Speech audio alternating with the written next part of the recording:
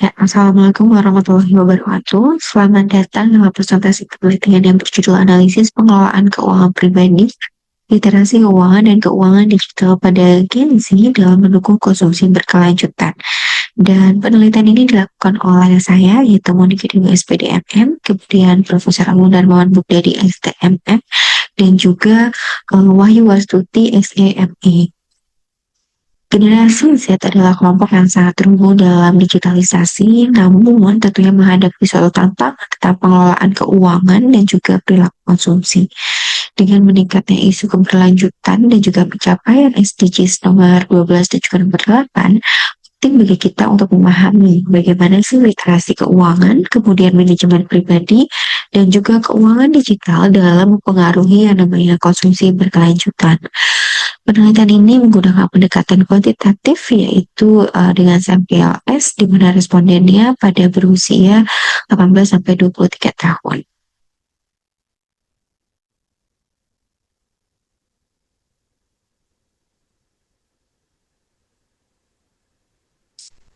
Ya, dalam penelitian ini memiliki latar belakang bahwa di sini mengkaji pengaruh manajemen keuangan pribadi, literasi keuangan dan keuangan digital terhadap konsumsi berkelanjutan, khususnya untuk Gen Z di Indonesia. Dan dengan pendekatan kuantitatif, maka analisis SAP-LS terhadap 40 responden dengan usia 18 sampai 23 tahun yang kami gunakan, dan hasilnya menunjukkan ketiga variabel berpengaruh signifikan terhadap konsumsi berkelanjutan, di mana literasi keuangan dan teknologi digital itu berperan penting dalam mendorong perilaku konsumsi yang bertanggung jawab. Ada beberapa pendahuluan di sini. Yang pertama itu tentang penerapan daripada SDGs ke-12 yang mana menekankan konsumsi dan produksi yang bertanggung jawab. Yang kedua, konsumsi berkaitan dengan rumah tangga global itu menyumbang sekitar 60% daripada emisi gas rumah kaca dan 80% penggunaan air bersih. Sedangkan hal lain juga didukung dengan adanya perubahan dalam konsumsi yang menjadi kunci dalam keberlanjutan atau khususnya dalam konsumsi berkelanjutan pada Gen Z. Di mana Gen Z dalam hal ini berperan sangat penting, lalu literasi keuangan, perencanaan yang bijak, dan juga pemanfaatan teknologi digital. Di sini Gen Z mencakup dari 27,94% populasi di Indonesia terkait dengan data dari BPS tahun 2023, dan indeks literasi keuangan nasional itu mencapai 65,43% dengan inklusi keuangannya itu adalah 75,02%. Data tersebut diperoleh dari OJK di tahun 2024. Namun, sekitar 42% daripada Gen Z ini belum mampu mengelola dengan anggaran pribadi secara efektif. Dan penguatan daripada literasi dan juga manajemen keuangan tentunya diperlukan untuk mendukung konsumsi berkelanjutan dan juga pencapaian SDG secara dilakukan. Kemudian ada beberapa state of the art di sini, yaitu terkait dengan penelitian ini mengisi celah riset atau laporan riset terdahulu pada konsumsi berkelanjutan Gen Z. Dan studi sebelumnya nyatanya lebih banyak membahas sustainability secara umum, belum menyoroti terkait dengan literasi keuangan dan teknologi digital. Dan Gen Z sendiri ini dikenal memiliki kesadaran sosial dan lingkungan yang lebih tinggi dibanding generasi sebelumnya, di mana literasi keuangan terbukti pada dasarnya berpengaruh terhadap keputusan konsumsi yang ramai. Keuangan digital juga membantu untuk memantau adanya pengeluaran dan juga memilih investasi berkelanjutan, di mana literasi keuangan digital itu menjadi faktor penting dalam membentuk perilaku keuangan secara berkelanjutan. Ada beberapa riset sebelumnya yang berfokus pada negara maju. Studi ini menyoroti konteks Indonesia dengan potensi besar Gen Z yang tumbuh secara digital. Penelitian ini mengintegrasikan yang namanya literasi keuangan, keuangan digital, dan juga kesadaran lingkungan dalam satu model keputusan finansial berkelanjutan. Model inilah yang berkontribusi terhadap pencapaian SDGs tidak hanya di nomor 12, tetapi juga di nomor 8, mana konsumsi dan produksi bertanggung jawab. Sehingga penelitian terdahulu lebih banyak penelitian tradisional dan ini menambah aspek digital financial literacy yang kebutuhan konsumsi hijau. Hasil riset dari beberapa peneliti itu dilakukan dengan memperkuat literasi keuangan dan berkelanjutan serta memberikan rekomendasi kebijakan bagi edukator dan juga pembuat kebijakan. Nah, di sini ada beberapa kenapa sih literasi keuangan itu dikatakan penting. Satu hal itu adalah karena memang literasi keuangan ini berperan dalam membentuk perilaku konsumsi yang bijak dan berkelanjutan. Kemudian yang kedua, individu dalam pemahaman finansial yang tinggi itu lebih mampu menilai adanya resiko atau mereka lebih bisa melakukan risk tolerance dan menghindari perilaku konsumtif serta neganya produk yang komersial dan juga lingkungan perform.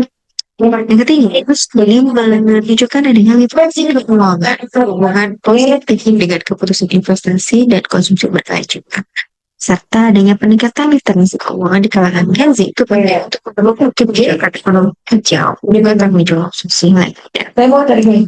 Di sini ada beberapa peran keuangan digital. Yang pertama adalah keuangan digital itu meningkatkan efisiensi keuangan dan luas akses terhadap pelayanan finansial berkelanjutan.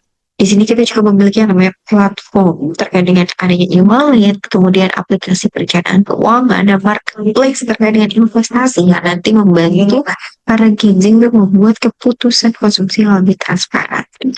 Penggunaan fintech juga terbukti meningkatkan inklusi dan juga efisiensi keuangan di kalangan muda. Adanya akses digital atau akses informasi digital itu memudahkan yang namanya identifikasi produk dan juga investasi yang lebih beretika. Nah, di sini ada pengelolaan keuangan pribadi lebih lanjut di mana manajemen keuangan pribadi itu mencakup kemampuan daripada pendapatan, pengeluaran, tabungan, dan juga investasi. Tapi juga punya rencana. Gen Z yang memiliki perencanaan keuangan cenderung lebih sadar terhadap dampak sosial dan lingkungan daripada konsumsi mereka. Adanya pengelolaan keuangan yang baik tapi mereka meningkatkan stabilitas pribadi dan mendukung keputusan konsumsi yang berorientasi pada berkelanjutan. Nah, literasi keuangan pada itu memperkuat kemampuan budgeting, saving, dan juga investasi bijak. Kita melihat bagaimana sih harapan daripada konsumsi berkelanjutan itu. Karena untuk gengsi, jadi konsumsi berkelanjutan itu ada banyak keuangan, hardware, dan jasa yang mengangkat dan tidak hanya ekonomi, tapi juga dampak sosial dan juga lingkungan. Bagaimana nih nantinya dampak atau impaknya terhadap lingkungan? Apakah akan memberikan dampak yang positif atau memberikan dampak yang negatif? Dan gengsi, jadi akan berbasis ada produk hijau. Paling dari juga adanya berbasis IKS. Perilaku konsumsi berlanjut itu terbentuk melalui kombinasi literasi keuangan, kesadaran lingkungan, dan teknologi digital.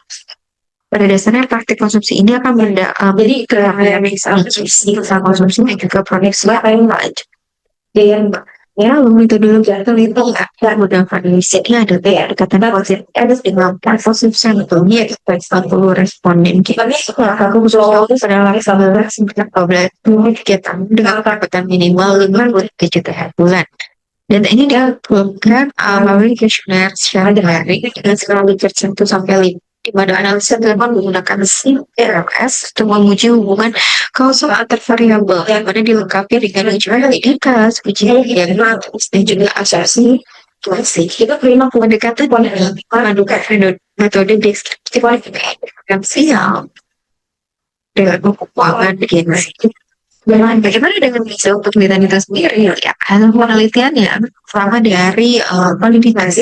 Jadi di sini item kuesioner itu dikatakan valid kenapa? Karena itunya besar daripada 0,312.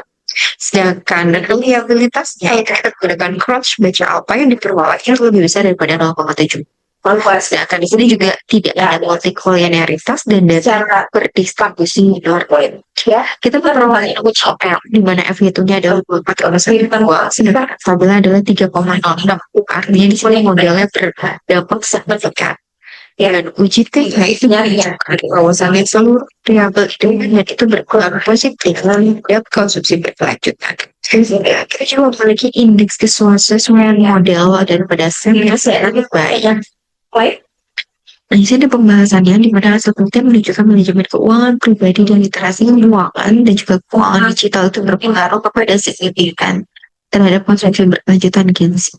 Ada beberapa temuan ini yang mendukung dari penelitian Pusati, Litri, di mana literasi keuangan itu bisa meningkatkan kemampuan pengambilan keputusan keuangan yang bijak.